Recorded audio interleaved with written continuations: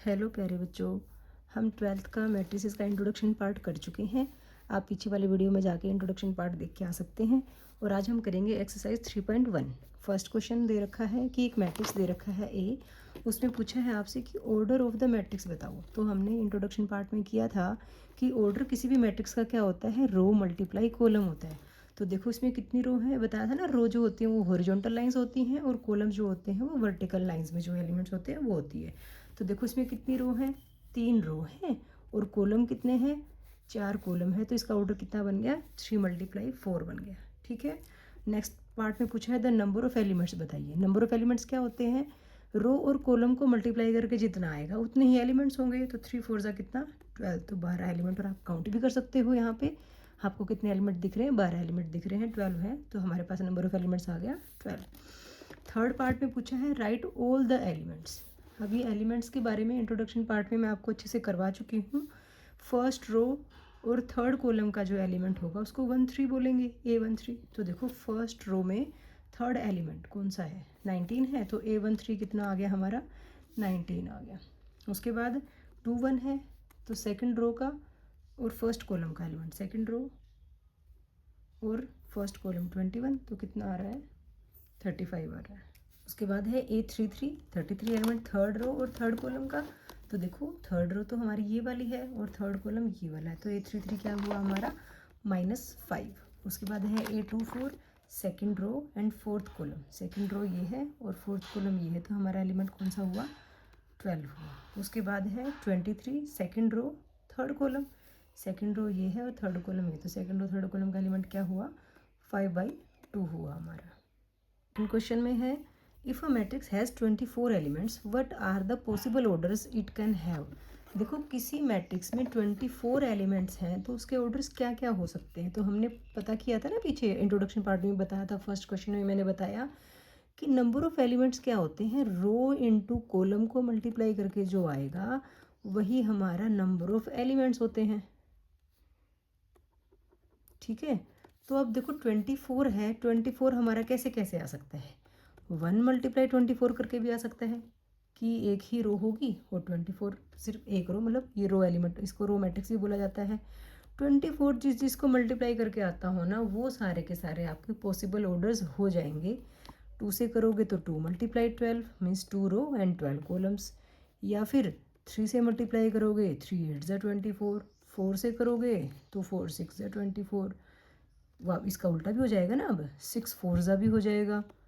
ठीक है। ऐसे ही 8 3 ज़ा हो जाएगा, 12 2 ज़ा हो जाएगा और 24 1 ज़ा हो जाएगा। तो मीन्स हमारे पास इतने पॉसिबल ऑर्डर्स बन सकते हैं। यहाँ पे देखो एक रो है, 24 कॉलम है, और यहाँ पे 24 रोज हैं, 1 कॉलम है। ठीक है। तो ये हमारे पास कितने पॉसिबल ऑर्डर्स बन गए, 4 यहाँ से और 4 यहाँ से, 8 पॉसिबल ऑर्डर्स बन गए हमारे। क्लियर है बात। अब आगे इसने बोला है कि what if it has 13 elements. अगर 13 एलिमेंट्स होते तो देखो हमारे पास पॉसिबल ऑर्डर्स क्या क्या बन सकते थे, 1 × 13, 13 और किसी की टेबल में आता ही नहीं, या 13 × 1, ये दो ही पॉसिबल ऑर्डर्स बन सकते थे हमारे। सेम क्वेश्चन थर्ड है बेटा, थर्ड क्वेश्चन आपका होमवर्क रहेगा। फिर भी अगर आपको कोई प्रॉब्लम आती है तो आप मुझसे पूछ सकते हो। इसके अलावा भी अगर कोई आपकी क्वेरी है तो वो भी आप कमेंट सेक्शन में मुझसे पूछ सकते हैं। नेक्स्ट फोर्थ क्वेश्चन है कंस्ट्रक्ट अ 2×2 मैट्रिक्स ए। हमने बोला था मैट्रिक्स को कैपिटल नंबर से, कैपिटल लेटर से डिनोट किया जाता है और एलिमेंट को स्मॉल लेटर से। आई नंबर ऑफ रोज के लिए डिनोट किया जाता है, जे कॉलम्स के लिए होता है।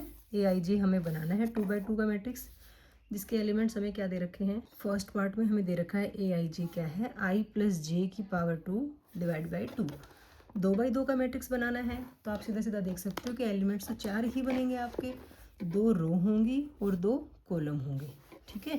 तो जब आप अपना मैट्रिक्स बनाओगे कैपिटल A वाला मैट्रिक्स, तो देखो फर्स्ट रो में A11 रहेगा, फर्स्ट रो फर्स्ट कॉलम का element, first row second column का 1 2 रहेगा, सेकंड रो फर्स्ट कॉलम 2 1 और सेकंड रो सेकंड कॉलम 2 2। बताओ क्या इसके अलावा कोई और एलिमेंट बनेंगे, बिल्कुल भी नहीं। 2 रो है 2 कॉलम है, तो यही वाले एलिमेंट्स बनने हैं। तो अब हमें A11 निकालना है। A11 कैसे निकालोगे, आपको AIJ कितना दे रखा है, I+J² तो अब I की जगह भी 1 रखोगे और J की जगह भी क्या रखोगे, 1 रखोगे। तो 1 + 1 का स्क्वायर डिवाइड बाई 2, 1+1 2, 2 का स्क्वायर 4, 4/2 करोगे तो कट के कितना आ गया 2 आ गया आपका, ठीक है।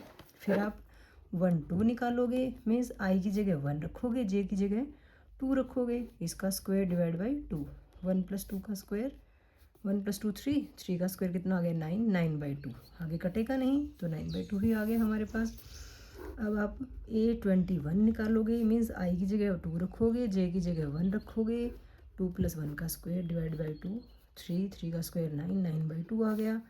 A22 निकालोगे, मीन्स आई की जगह भी 2, जे की जगह भी 2 डिवाइड बाई 2, और ये ऊपर आई वाले जे का स्क्वायर था, 4 का स्क्वायर 16/2, और ये कट के कितना आ गया हमारे पास 8। तो जो हमारा ए मैट्रिक्स आया फर्स्ट पार्ट का, देखो 2, 9/2, 9/2 और 8, ये हमारा मैट्रिक्स आ गया। क्लियर है बात। सेकंड पार्ट आपका होमवर्क रहेगा, थर्ड पार्ट मैं करवा देती हूँ आपको। थर्ड पार्ट में इसने क्या दिया, AIJ किसके इक्वल है, I+2J का स्क्वायर बाई 2।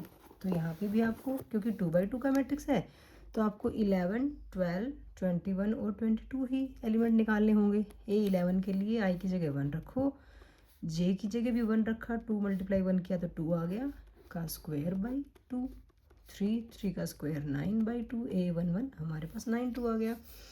उसके बाद A12 देखते हैं, आई की जगह 1 रखोगे, जे के जगह 2 रखोगे, तो ये आ गया 2 × 2 पूरे का स्क्वायर बाई 2, 1 + 2 2 4 का स्क्वायर बाई 2, ये बन गया 5, 5 का स्क्वायर 25/2। तो 12th एलिमेंट हमारा ये आ गया। उसके बाद हम 21th एलिमेंट निकालेंगे, तो आई की जगह 2 रखोगे, जे की जगह 1 रखा तो 2 1 2 ही बना, का स्क्वायर डिवाइड बाई 2, 4 का स्क्वायर बाई 2, 4 का स्क्वायर होता है 16/2, काटा तो कितना आ गया 8।